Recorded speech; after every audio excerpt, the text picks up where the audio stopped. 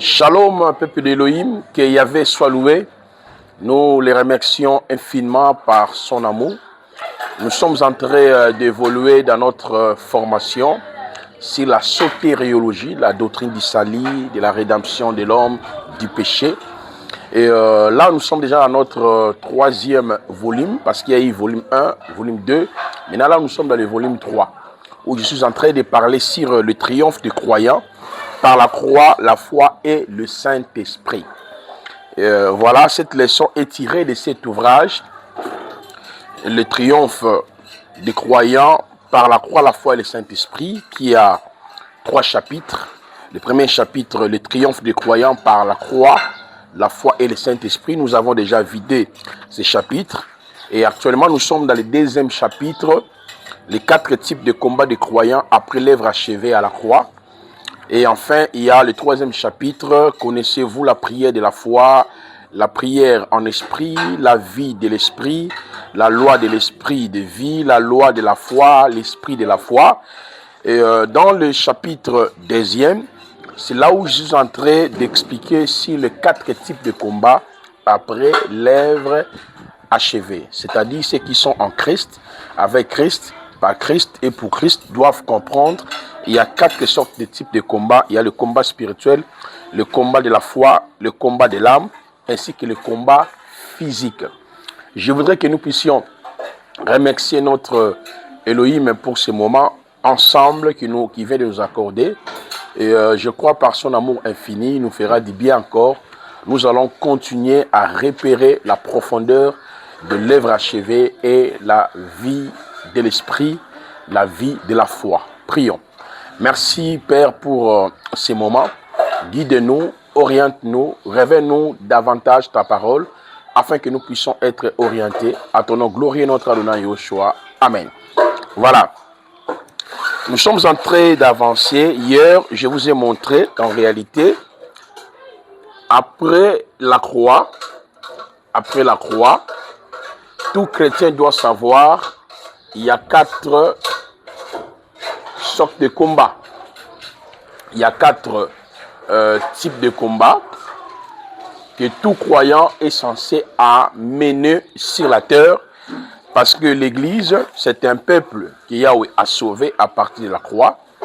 Yahweh continue de nous sauver, ça c'est le salut progressif, et Yahweh nous sauvera. Mais pourquoi il nous a laissés sur la terre? Yahweh ne nous a pas laissés sur la terre afin que nous luttons contre Satan, contre les démons, nous luttons contre les liens familiaux, contre les autels familiaux. Non. L'Église, elle est encore sur la terre pour 4 raisons majeures. Pour 4 raisons majeures. La première raison, c'est la conquête des âmes. Conquérir le monde par la proclamation de l'évangile de la croix. Ça, c'est la première raison d'être de notre existence sur la terre. La deuxième raison d'être de notre existence sur la terre, c'est l'édification mutuelle. Pourquoi? Yahweh a laissé des dons dans l'Église. Il y a les dons selon Ephésiens 4, apôtres, prophètes, docteurs, évangélistes, depuis le verset 8e jusqu'au verset 11e. Il y a le don selon 1 Corinthiens 12, depuis le verset 8 jusqu'au verset 11e. Le don de révélation, le don de puissance, le don d'inspiration. Il y a 9 dons spirituels. Il y a le don selon Romains chapitre 12, depuis le verset 8e, libéralité, miséricorde, hospitalité, la gouvernance. C'est pour cela que nous sommes ici l'Église, pour que chacun de nous met au service des autres le don qu'il a reçu de la part du Seigneur. Ça, c'est la deuxième raison d'être de notre existence sur la terre.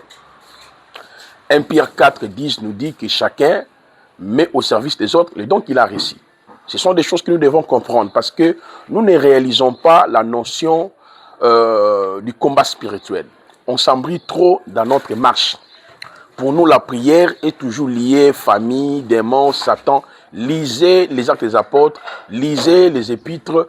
Quand les apôtres jeûnaient, priaient, c'était pour que Dieu ouvre des portes dans le sens qu'ils puissent aller annoncer l'évangile, proclamer l'évangile. Ce n'était pas dans le sens de chercher les liens, les autels, Satan. Ils connaissaient bel et bien leurs positions. Ils savaient qu'en Christ, ils occupaient une position supérieure à Satan, supérieure aux démons, supérieure au péché, supérieure aux traditions. Et la motivation primaire des apôtres, c'était la proclamation de l'évangile de la croix. Ils étaient là, jour et nuit, dans le but de pouvoir pérenniser le message, l'enseignement qu'ils avaient reçu de la part du Seigneur. Alors, cette motivation n'existait plus et ça a été remplacé par les autels familiaux, les liens familiaux, les sacrifices familiaux, les choses un peu bizarres comme ça. C'est ce qui a entravé même la bonne définition de la vie chrétienne. Et c'est pour cela, dans l'IBK, dans le cadre de ces grands cours, la sotériologie, nous sommes en train de repérer, c'est-à-dire de repérer la bonne définition de la marche chrétienne. Hier déjà, je vous ai parlé sur les 4 sortes de combats. J'ai attaqué hier, justement, le combat spirituel. Nous avons expliqué le combat spirituel. Le combat spirituel. Deuxièmement, je vous ai expliqué aussi le combat de la foi.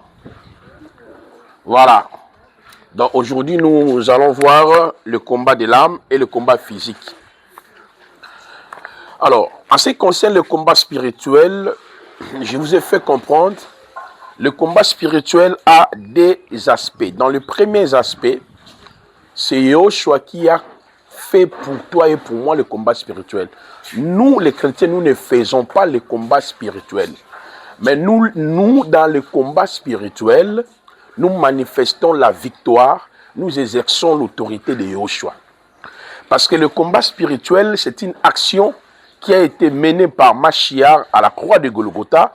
Comme je vous ai expliqué, il a mené ce combat une seule fois pour toutes.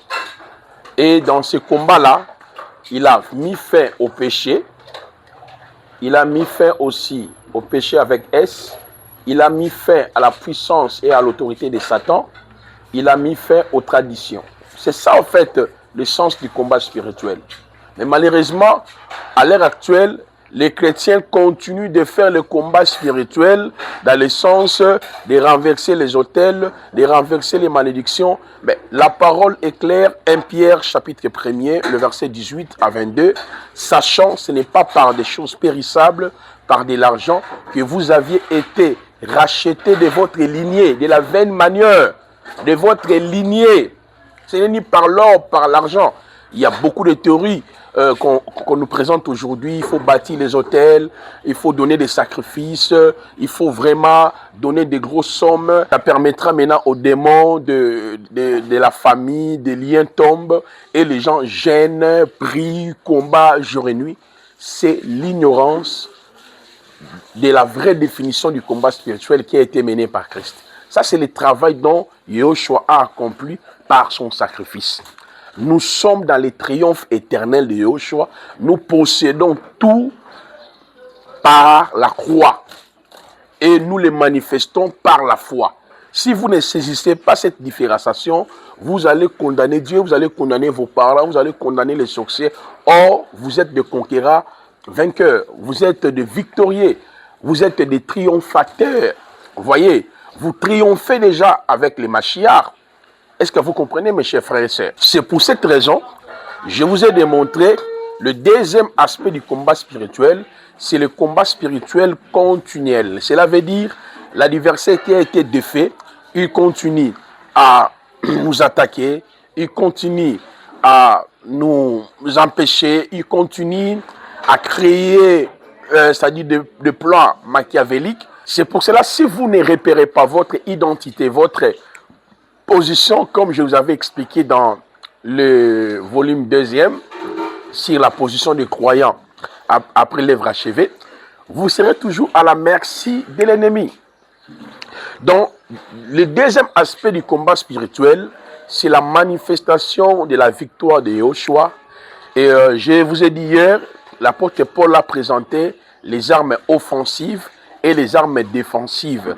Il voulait tout simplement nous montrer à travers les armes offensives et défensives, qui n'est rien d'autre, notre position, notre statut, notre autorité en Yahushua, nous pouvons l'exercer à chaque fois. Parce que la croix Satan n'a pas été dévasté, mais a été dépouillé. Il y a un temps fixé pour lui, comme je vous ai signifié hier. Maintenant, je vous ai dit, le plus grand combat, c'est le combat de la foi. Donc, quand l'ennemi nous attaque, il nous attaque par rapport à la foi. Parce que si l'ennemi va nous attaquer par rapport au péché de nos parents, mais la vie, en fait, la condamnation pénale n'est pas liée d'abord à ce que ton père a fait. Nous subissons, avant l'œuvre de la croix, bien sûr, nous tous, on était sous la peine du péché d'Adam. Romains 5, 12, 18. Lisez le passage religieusement. Par un seul homme, le péché est entré dans le monde et le péché a touché même ceux qui n'avaient pas commis le péché. Comme le Seigneur a remplacé la loi du péché par la loi de l'esprit de vie, Romains chapitre 8, et automatiquement, nous avons été dégagés du péché adamique. Je vous ai dit ici, c'est le péché adamique qui a occasionné ce que nous appelons les autels, le lien, les malédictions. Ce sont les démons, en fait, qui exercent leur influence dans nos vies parce que l'homme s'est livré au péché. Donc, d'où, par la foi, qui n'est pas la mienne, qui n'est pas la vôtre, c'est la tienne, c'est Elohim qui a départi une mesure de foi en nous. Cette foi-là annule le péché adamique, ça, annule tous nos péchés, nous libère de l'autorité de Satan et de ses démons, nous libère de la puissance des autels et des liens. C'est la foi d'Elohim. Romains 12, 13. Elohim a départi une mesure de foi en nous. Éphésiens chapitre 2, le verset 8 à 9. Le salut vient par la grâce au moyen de la foi. Maintenant, ceux qui ont réussi la foi à Elohim, automatiquement, il vit dans la victoire. Si l'ennemi, quand il nous attaque par rapport à notre position, à notre nouveau statut. Parce que s'il va t'attaquer sur base de ce que ton père a fait, alors il doit aussi t'attaquer sur base de ce que Adam et Ève ont fait. Ça n'a aucun sens. C'est parce qu'on n'a pas compris le vrai sens, n'est-ce pas, du combat spirituel. Nous sommes dans le combat spirituel avec les démons, avec l'ennemi, parce qu'ils rôdent, ils opèrent. Et maintenant, comment nous exerçons ce combat? Nous l'exerçons déjà dans la victoire. Ils l'ont vaincu à cause du sang de l'agneau, à cause de la parole et leur témoignage. Cette différenciation, elle est très importante. Parce que nous restons trop dans le jeûne, 21 jours, 30 jours, malédiction des familles, hôtel des familles. Non, non, c'est vraiment une aberration à la lumière du message de la croix. Alors, nous allons avancer aujourd'hui. Je voudrais, avant que nous puissions toucher sur un point qui est important, parler du combat de l'âme. Je voulais un peu traverser l'ordre pour que nous puissions parler sur le combat physique. Le combat physique. Et enfin, je vais chuter avec le combat de l'âme. C'est là où nous allons tenter de parler sur l'origine des démons, l'origine de Satan, les moyens qu'ils utilisent pour pouvoir exercer leur influence dans nos vies. C'est très important. Le chapitre 2e, il y a une partie où une étude a été faite sur la démologie, comment le diable opère, d'où vient Satan, les démons, la nature, la réalité de leur existence. Il y a bien des choses que nous allons tenter d'expliquer d'une manière laconique. Et le reste, vous allez le lire dans cet ouvrage. Alors, regardez le combat physique. Le combat physique, ça fait partie de ce que nous avions vu ensemble avec vous en parlant sur les avantages de la foi. Je vous ai parlé, premièrement, la foi d'Elohim nous apporte plusieurs éléments. D'abord, il y a les avantages de la foi. Là, nous retrouvons l'adoption, la justification, la glorification, l'imputation, voilà les 21 actes rédempteurs du salut que je vous ai expliqué dans le tome 1. J'ai parlé aussi sur les langages de la foi, sur les actions de la foi. C'est ce qui constitue ce qu'on appelle la vie de la foi. Mais je vous avais parlé aussi sur les épreuves de la foi. Parce que les épreuves, ce sont les moyens par lesquels Yahweh atteste réellement si nous demeurons dans la doctrine, dans l'enseignement, et si nous reflétons vraiment notre identité, notre statut. Et dans le combat physique, nous renvoie sur la notion de persécution, sur les épreuves de la foi. C'est pour cette raison, tout enfant d'Élohim doit comprendre que nous sommes des pèlerins. Nous sommes des pèlerins, nous sommes les étrangers, nous sommes les missionnaires, nous sommes des voyageurs. Là, ce sont des termes que les apôtres ont employés. Nous sommes les voyageurs, les pèlerins, les étrangers, les missionnaires. Pourquoi? Parce que l'Église attend 6 choses de la part d'Élohim. Écoutez bien, parce que l'Église attend 6 choses de la part d'Élohim. L'enlèvement, le tribunal de Hamashia, le couronnement, le festin de noces de l'agneau, les règnes milléniaux, la félicité éternelle. Donc, étant donné que nous sommes des marcheurs, des voyageurs, les étrangers, le pèlerin, il y aura toujours des combats. Il y aura toujours les attaques. Les attaques là n'est pas seulement dans le sens spirituel. Dans l'aspect spirituel, ce qu'on appelle le combat de la foi, quand l'ennemi nous attaque. Le combat spirituel, en réalité, c'est le combat de la foi. Il essaie justement de nous déplacer par rapport à notre position en se servant des moyens même que je vous avais présentés hier. Il vient au nom de Yahweh, il ajoute à la parole de Yahweh, il égare les enfants d'Élohim. Et je vous avais parlé de 5 méthodes dont l'ennemi utilise dans le combat de la foi. Vous voyez, parce qu'il sait qu'il a été de fait, les chrétiens sont entrés en possession de leur victoire. Il ne peut rien faire parce que Yahushua a triomphé à la croix. Maintenant, le combat, ce n'est pas seulement au niveau de la foi, de l'esprit, mais le combat touche aussi l'aspect physique. C'est pour cette raison, quand vous lisez par exemple Matthieu chapitre 6, vous lisez les 4 évangiles, le Seigneur a beaucoup plus insisté sur la persécution, sur les arrestations. Lorsque vous prenez même Apocalypse 1, le verset 10, l'apôtre Jean a été mené dans l'île Erge, qu'on appelait Patmos, à cause de quoi? De la proclamation de l'évangile.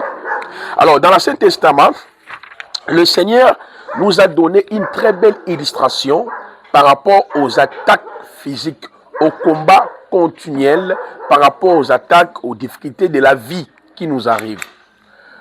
Et lisez bien les épîtres, vous allez voir que même les apôtres ont traversé des moments d'arrestation, des moments de souffrance, des moments de rejet, des fausses accusations. Ça fait partie des épreuves dans la foi, le combat physique. Mais regardez dans l'Ancien Testament, j'ai mis cela ici. Israël était en Égypte pendant 430 ans. Mais par la mort de l'agneau pascal, Israël a quitté l'Égypte. Quand le peuple a été délivré de l'Égypte par l'agneau, par la mort de l'agneau pascal, l'agneau a été pris le 10e jour, examiné pendant 4 jours. Le 14e jour, entre les 2 soirs, l'agneau a été exécuté. Et Israël commence la marche. Je vous ai signifié cela ici, dans l'épître de Nombre. Vous allez voir que, en réalité, dans Nombre chapitre 33, le verset 1 à 49, Israël a passé par 41 campements. Les campements, ce sont des stationnements. Donc, c'est-à-dire, vous êtes dans le point A, vous quittez pour aller dans le point B, vous quittez pour aller dans le point C, vous quittez pour aller dans le point X, ce qu'on appelle les campements, les stationnements. Mais Israël ne pouvait pas camper sans l'exécution de l'agneau immolé, de devenir les pèlerins, les étrangers, les voyageurs, sénateurs, sans l'exécution de la mort de l'agneau pascal. Ça, c'est magnifique, frères et sœurs. Israël a connu 41 campements. Cela veut dire, depuis la sortie des enfants d'Israël en Égypte, jusqu'à l'entrée de la terre promise, qu'on appelle Canaan, parce qu'il y a eu la conquête de Canaan, Israël a connu 41 campements, et le 42e campement introduit le peuple dans la conquête de Canaan. Mais vous allez voir que Dieu marchait avec le peuple par la nuée. Dieu était avec le peuple par les tabernacles. Mais Dieu ne peut pas être au-dessus du peuple, au milieu du peuple, marcher avec le peuple, parce que dans chaque campement, Dieu délivrait le peuple. Il était là pour épargner le peuple, pour pouvoir aux besoins du peuple. Mais sans que l'agneau soit immolé. C'est pour cela, dans cet ouvrage, nous avons examiné cette image préfigurative pour ainsi dire, en réalité, nous aussi les chrétiens, avant la croix, on était tous en Égypte. En Égypte. L'agneau qui a été immolé en Égypte, c'est la préfiguration de l'œuvre achevée. Yehoshua, qui est le véritable agneau, qui a été arrêté comme l'agneau en Égypte fut arrêté, examiné par Anne, examiné par Caïphe, examiné par Hérode, examiné par Pilate, et par sa mort à la croix, Israël qui sort l'image de tous les Élis. Les Élis, nous sortons de l'Égypte, nous devenons des pèlerins, des voyageurs, des marcheurs, les étrangers. Notre finalité, c'est Cana. Cana, en réalité, c'est l'enlèvement, c'est le tribunal du Christ, c'est le festin de noces de l'agneau, c'est le couronnement, c'est le règne millénium, c'est la félicité éternelle. Mais on ne peut pas arriver dans le pays de la promesse, c'est-à-dire la finalité de notre salut, sans le combat physique, sans les attaques. Nous devons savoir, Dieu est au-dessus de nous. C'est ça la nuée. Lisez Exode 13, Exode 14. La nuée marchait avec les peuples comme le jour et comme la nuit. On parle de la colonne de feu et la colonne de nuée. Est-ce que vous comprenez, mes chers frères et sœurs? Nous devons savoir aussi que Dieu est au milieu de nous. Le Seigneur n'est pas seulement au-dessus de nous, il est au ciel, mais il est au milieu de nous. Il habite en nous. 1 Corinthiens chapitre 3, le verset 16, 17, 18. 1 Corinthiens chapitre 6, le verset 17 à 18, nous montre que votre corps est le temple du Saint-Esprit. Dieu demeure en nous. C'est ça la dimension du tabernacle. Il est au-dessus de nous, il est au ciel, il est parti. Mais dans chaque campement qui représente des moments de souffrance, des moments de combat, des moments de rejet, Dieu était toujours là pour pouvoir intervenir. Les chrétiens, nous devons savoir que nous sommes des pèlerins, nous marchons, il y aura toujours les attaques, il y aura toujours des moments difficiles. Mais ce qui est bien, Israël a traversé 5 grandes montagnes avant d'entrer dans le pays de la promesse. Les 5 grandes montagnes représentent quoi? Les 5 grâces ministérielles. Apôtres, prophètes, docteurs, évangélistes et pasteurs. Donc, les apôtres, le prophète, les docteurs, les évangélistes sont là pour encourager l'Église dans la marche, sont là pour aider les chrétiens, pour expliquer aux chrétiens, oui, vous êtes en Christ, avec Christ, par Christ et pour Christ, vous êtes des conquérants victorieux, mais regardez, il y aura le combat, il y aura les attaques, il y aura ceci. C'est ça, en fait, le combat physique. Dans toutes ces choses, nous sommes plus que vainqueurs. Comme l'apôtre Paul l'a dit dans Romains 8, le verset 32, jusqu'au verset 39e. Rien ne peut me séparer de l'amour de elle, ni le combat, ni la disette, ni. Dans toutes ces choses, nous sommes plus que vainqueurs. C'est pour cette raison, dans chaque campement, vous les trouverez ici, en commençant par Sikoth, Étam, Pi-Hahiroth, Mara, Élim, Mer Rouge, désert de Sin, Dofka, Alouche, Rifidim, désert du Sinaï, Kibroth, Aktava, voilà, Rithma, voilà, tous les campements ici, Libna, je l'ai expliqué. Ce sont les étapes de la marche chrétienne. Il y aura le combat, il y aura des maladies, il y aura les attaques, il y aura des moments où tu te poses des questions, il n'y a aucune réponse. Mais dans chaque campement, le Seigneur était là pour pouvoir aider son peuple. Et vous trouverez tous ces détails. C'est un enseignement que tu peux prêcher par rapport à la marche chrétienne, à la vie chrétienne. Voilà, nous sommes des marcheurs, nous sommes des étrangers. Mais dans chaque campement, nous avons la victoire parce que l'agneau a été immolé. Et regardez, quand l'agneau est immolé en Égypte, Israël est sorti avec des grandes richesses, avec des grandes bénédictions. Donc nous avons déjà nos bénédictions en Christ. Mais dans chaque étape, Dieu peut nous amener par exemple à Rifidim. À Rifidim, qu'est-ce qui s'est passé? À Élim, qu'est-ce qui s'est passé? C'est ça en fait, les circonstances de la vie. Donc allez lire tous ces campements, qui peut organiser des séminaires, des temps, d'instruire les gens, d'encourager les enfants de Elohim dans notre marche. Donc j'ai déjà donné tous les détails en ce qui concerne les campements ici, par la grâce de Eloah, montagne d'Abirim, le plain de Moab, que cela veut dire, nous avons vraiment tout expliqué.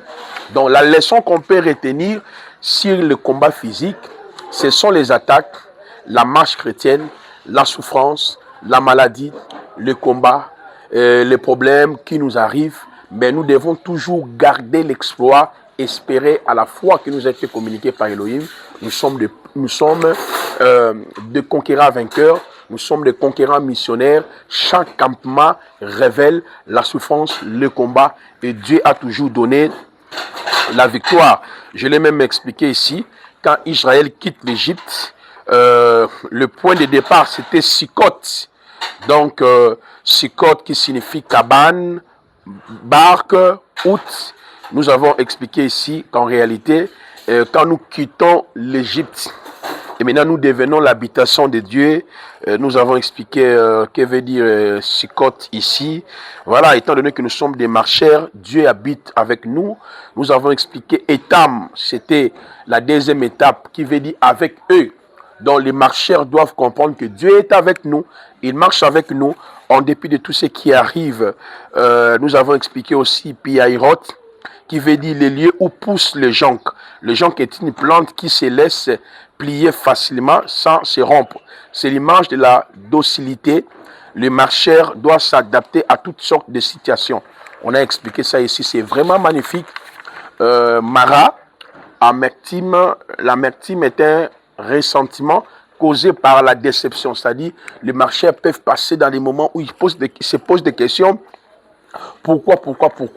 Toi, loue le Seigneur et glorifie le Seigneur. J'ai parlé sur Elim, qui veut dire palmier. C'est les lieux où il y avait 12 sources d'eau et 12 palmiers. Le nombre 12, c'est lui. Le nombre 12, c'est lui du fondement, et le 7, c'est lui de la perfection. Le palmier est une plante, donc les racines peuvent s'enfoncer à 10 mètres de profondeur. Après, l'amertume vient de la perfection. Donc, on a expliqué les campements par rapport à notre marche. C'est ce qu'on appelle les combats physiques, les attaques, dépression, des moments difficiles, c'est les campements. Voir l'agneau qui a été immolé, déjà parce que quand l'agneau meurt, nous sommes déjà des riches, nous sommes délivrés, nous sommes en possession de notre héritage, c'est à lui nous pouvons adresser nos prières. Et je vais maintenant prendre le combat de l'âme. C'est là où nous allons pouvoir terminer.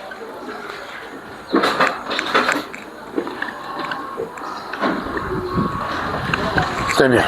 Alors, en ce qui concerne le combat, regardez très bien. Je vous ai dit, le combat spirituel,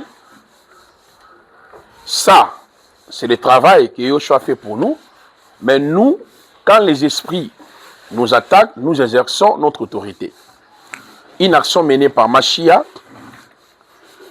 Le combat de la foi, je reviens un peu, pour que nous comprenions très bien le combat de l'âme. Le combat de la foi, comment cela se passe? Je vous ai expliqué.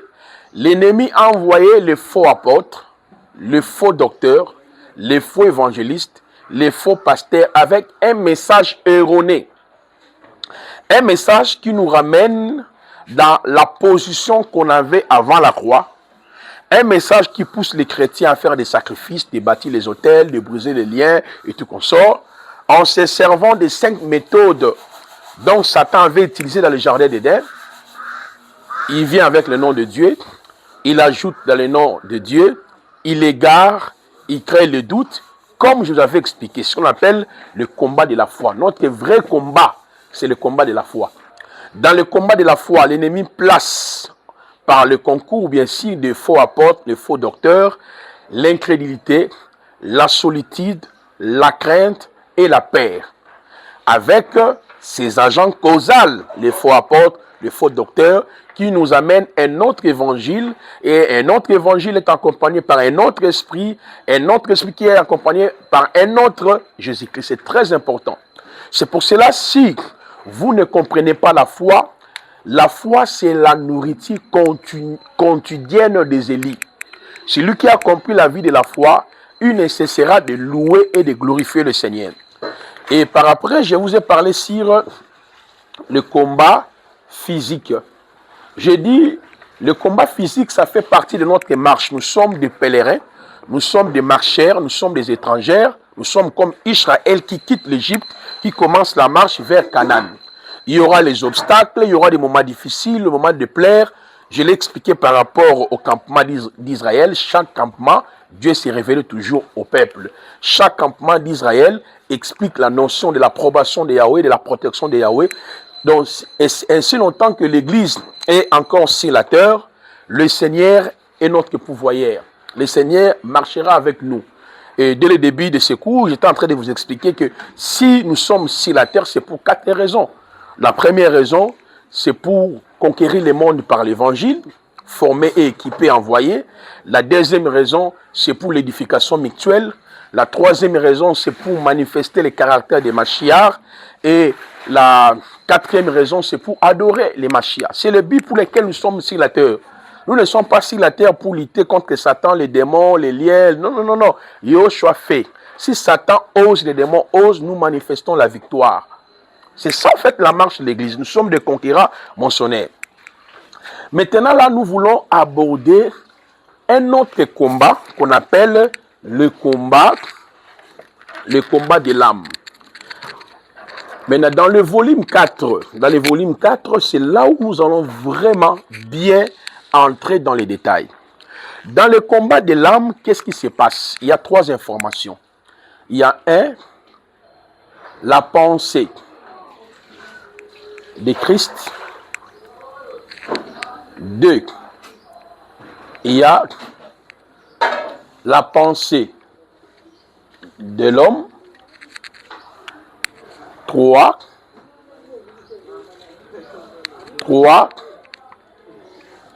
les œuvres de la chair. Regardez très bien. Je dis, je reviendrai dans le volume 4. C'est là où j'ai vraiment entré dans les détails en ce qui concerne le combat de l'âme. Parce que le volume 4, nous allons traiter sur le salut holistique et les 3 étapes de la rédemption. La rédemption de l'esprit, la rédemption de l'âme et la rédemption du corps. C'est un ouvrage de 300 pages. Donc, j'ai déjà envoyé un message dans le groupe des étudiants. Veuillez me contacter. C'est-à-dire celui qui va payer le $20, il sera en possession de cet ouvrage-là. Les livres ne seront plus distribués gratuitement. Donc, chacun va acheter. J'ai démontré l'approbation, l'amour. Le volume 1, le volume 2, le volume 3, je les ai donnés gratuitement. Mais en retour, je sens que il y a certaines difficultés qui nécessitent aussi des moyens, mais beaucoup des étudiants, même ceux qui nous suivent, ils n'ont pas la facilité là aussi de pouvoir participer à l'évolution de l'évangile. Et si je vous montre même le nombre de gens qui ont téléchargé les livres, on est déjà presque de 100 000 et quelques personnes. Pour nous déjà, gloire au Seigneur, le travail a été fait. Mais en retour, il y a des difficultés que nous n'arrivions pas à combler. C'est pour cela, désormais, tous les livres seront mis à la vente. Vous allez acheter ça. Le site est déjà en cours. Bientôt, là, ça va finir. Ça sera plus, tu télécharges gratuitement. Il n'y aura plus cette possibilité. Vous allez acheter les livres. Mais pour les étudiants, vous avez reçu le tome 1 gratuit, tome 2 gratuit. Même ça, vous l'avez reçu gratuit. Le tome 4, vous allez acheter ça à $20. Si vous achetez, vous envoyez l'argent, on va vous envoyer le format électronique. Alors, préparez-vous par rapport à cela, parce que cette semaine, si tout va bien, on finit avec ça et nous allons commencer avec le volume 4. C'est 300 pages. Donc ça, c'est magnifique. C'est là où j'ai traité sur le salut holistique et les 3 étapes de la rédemption. Maintenant, regardez ici. J'ai dit dans l'âme de la personne, il y a la pensée du Christ, il y a la pensée de l'homme, il y a les œuvres de la chair. La parole nous dit dans 1 Pierre 2, le verset 11, « Bien-aimés, je vous exhorte comme étrangers voyageurs à abstenir des désirs charnels qui combattent contre l'âme. Maintenant, lorsque l'ennemi nous attaque, il utilise d'abord ce qu'on appelle la pensée humaine. Parce que la pensée, c'est au niveau de l'âme. Dans les salut holistiques, c'est là où j'ai démontré qu'en réalité, dans l'âme, il y a au moins plus de 25 informations. Il y a les émotions, il y a la blessure, il y a la méchanceté. Dans l'âme, il y a plusieurs éléments que nous avons précités. Vous comprenez? Dans l'âme, il y a tout. Il y a des blessures intérieures, il y a le souci, il y a beaucoup de choses. Ça, c'est le premier combat. Il y a des forteresses que l'ennemi a établies dans nos pensées. Comme je l'ai dit, nous aurons suffisamment le temps de pouvoir l'expliquer dans les tomes 4. Bien sûr, dans ce tome aussi, j'ai quand même développé cela, mais d'une manière laconique. Regardez, mes chers frères et sœurs, dans le combat de l'âme, une fois que la pensée de l'homme est transformée, parce que deux points ici sont importants, les œuvres de la chair et la pensée de l'homme, c'est ce qui permet maintenant à Satan d'exercer son autorité. Parce que lorsque je parle de la pensée de l'homme, je vois une âme qui vit dans le blessé intérieur, une âme qui a reçu une fausse doctrine, un autre enseignement qui a corrompu sa pensée. 2 Corinthiens 11, le verset 1er jusqu'au verset 4e. Quand Paul disait, je crains que vos pensées se détournent, se corrompent. Vous voyez? Donc, au-delà des blessés intérieurs, l'âme peut être attaquée par de fausses doctrines, des enseignements erronés, qui fait de sorte que la pensée de l'homme s'éloigne de la pensée de Yahushua. La pensée de Yahushua, c'est ce qu'on appelle la vie de la foi. La vie de la foi. C'est-à-dire l'homme ne croit plus aux avantages de la foi. Rédemption, justification, glorification, imputation. On a placé en vous une autre pensée. Toute ta vie est liée à Satan, toute ta vie est liée à ton père, toute ta vie est liée aux autels, tu dois prier, tu dois s'aimer. Or, en réalité, c'est lui qui a la pensée de Machia, autrement dit la vie de la foi, la vie de la parole, il comprendra qu'il a été crucifié avec Christ, enseveli avec Christ, ressuscité avec Christ, il marche en nouveauté de vie. Celui qui l'a appelé possède tout, son héritage, sa gloire, sa bénédiction, son élévation réside entre les mains de Yahweh. Éphésiens chapitre 1er, lisez le verset 16 jusqu'au verset 18. Celui qui nous a appelés a l'héritage pour nous, la richesse pour nous. C'est pour cette raison, dans Colossiens 1er 12, 14, chers étudiants, la parole nous dit, rendez grâce au Père qui nous a rendus capables d'avoir part à l'héritage des saints. Il nous a délivrés de la puissance des ténèbres, nous a transportés dans son royaume. Maintenant, celui qui marche avec la pensée de Machia, la pensée de Machia démontre la vie de la foi. Tu es un victorieux, tu es un conquérant moissonneur. Toute ta vie est entre les mains du Seigneur. Maintenant, l'ennemi, toujours, pour mieux assujettir l'homme, il attaque la pensée de l'homme par le fausse doctrine. Un autre esprit, un autre évangile. Et en ce moment-là, le diable et ses démons prennent contrôle de l'homme. Ils commencent maintenant à opérer. Ils commencent maintenant à agir dans la vie d'une personne. C'est pour cela que nous avons beaucoup de chrétiens qui croient aux démons, qui croient aux autels, qui croient aux malédictions générationnelles, mais ils se disent qu'ils sont chrétiens. Non. Le problème est leurs pensées ont été formatées par une autre doctrine, par un autre esprit, Parce que celui qui a la pensée du Christ, en réalité, il sait qu'il marche en nouveauté de vie. Ses péchés ont été pardonnés. Il triomphe en Christ. Il est assis dans les lieux élevés avec Christ. Et il sait qu'il y aura les combats, il y aura les attaques. Je suis plus que vainqueur. Mais celui qui a été formaté, ses pensées plutôt ont été formatées par les faux prédicateurs, les faux prophètes, les faux docteurs et assujetti. Il est à la merci de l'ennemi. Et c'est pour cela, tu verras, ces gens de chrétiens qui croient que Satan est omniprésent, les démons sont omniprésents. Et il faut lutter avec eux, il faut multiplier des stratégies, il faut ceci, cela.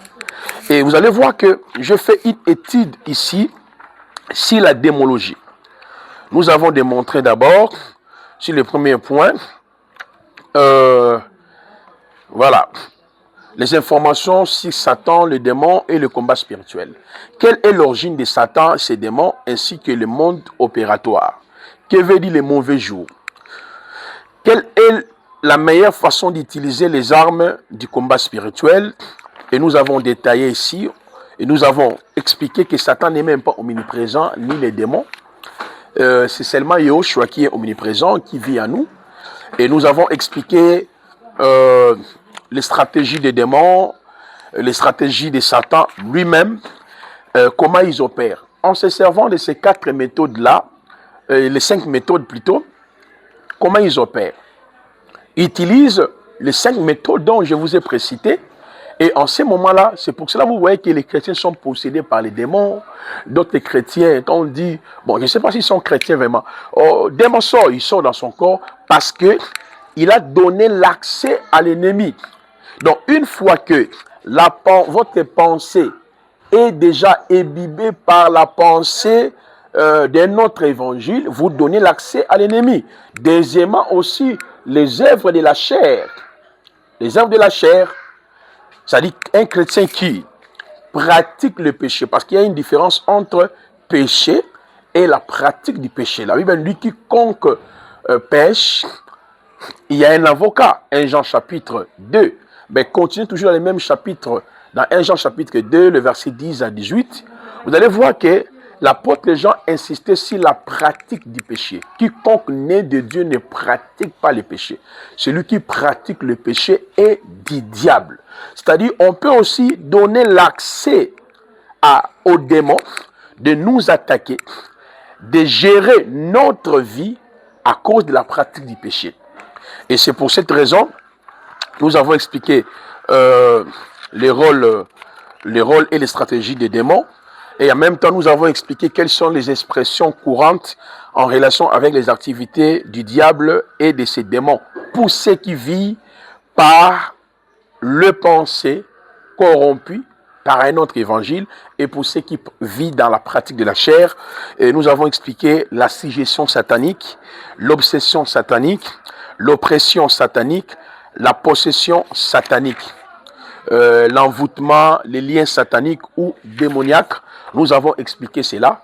Donc ces expressions, la suggestion satanique, l'obsession satanique, l'oppression satanique, la possession satanique, l'envoûtement, les liens ou démons, l'envoûtement, les liens sataniques ou démoniaques, l'infestation satanique concerne ceux qui vivent par la pensée corrompue et ceux qui vivent par la chair. Ceux qui vivent par la pensée du Christ, leur combat, c'est au niveau de la chair. Au niveau de la chair. Ok? Parce que leur âme a été renouvelée par le fruit de l'esprit, par la parole. Ils ont compris leur identité, mais le combat reste justement si la chair. C'est pour cela, dans le tome 4, on verra le processus de la transformation de l'âme. On le verra. Le processus de la transformation de l'âme, ce processus-là touche l'âme de l'homme au niveau de la pensée et la chair. Maintenant, ceux qui ont été corrompus par de fausses doctrines, des enseignements erronés, c'est leur âme. Lisez 2 Corinthiens 11. Je crains que vos pensées ne se corrompent Ça, c'est ce que Paul disait aux chrétiens de Corinthe. Parce que la pensée qu'Adam avait restée dans le jardin d'Éden, c'était celle de garder, de dominer, de contrôler. Mais cette pensée a été corrompue. Car le diable, parce que le diable avait utilisé des 5 méthodes précitées dans le but d'égarer. Donc Adam n'avait plus la pensée de Yahvé. Adam avait reçu une autre pensée qui faisait de sorte que Satan exerce son autorité, son règne sur lui, bien sûr, sur toute sa postérité. Donc regardez, ceux qui ont gardé la pensée du Christ, le problème reste au niveau de la chair. C'est pour cela l'apôtre Pierre nous dit ici, l'âme, c'est-à-dire il y a de guerre au niveau de notre âme. Nous devons connaître que maintenant le processus de la transformation. Mais ceux qui ont été mal enseignés, ce sont les chrétiens qu'on voit posséder, envoûter, et tous les termes que je viens de citer ici les caractérisent. Je vous encourage de lire les livres. Vous allez comprendre bien des choses. Nous venons de finir le chapitre 2e. Il nous reste maintenant le chapitre 3e. C'est là où nous allons voir, connaissez-vous la prière de la foi? La prière en esprit, la vie de l'esprit, la loi de l'esprit de vie, la loi de la foi, l'esprit de la foi. Donc si tout va bien, nous allons finir avec ça. Il y aura peut-être 2 vidéos ou une seule vidéo où je vais faire les grands résumés, où je vais résumer carrément. Voilà, et puis le reste vous allez pouvoir lire. S'il y aura des questions, nous avons toujours notre groupe, les étudiants, nous allons vous fixer si tout va bien. Après l'exposé du tome 4, il y aura un temps de live. S'il y a des questions, il y a d'autres points que vous n'avez pas bien saisi, et nous aurons à ce moment-là, vous pouvez poser vos questions. Merci, que Yahweh Elohim vous bénisse. Baruch Hashem.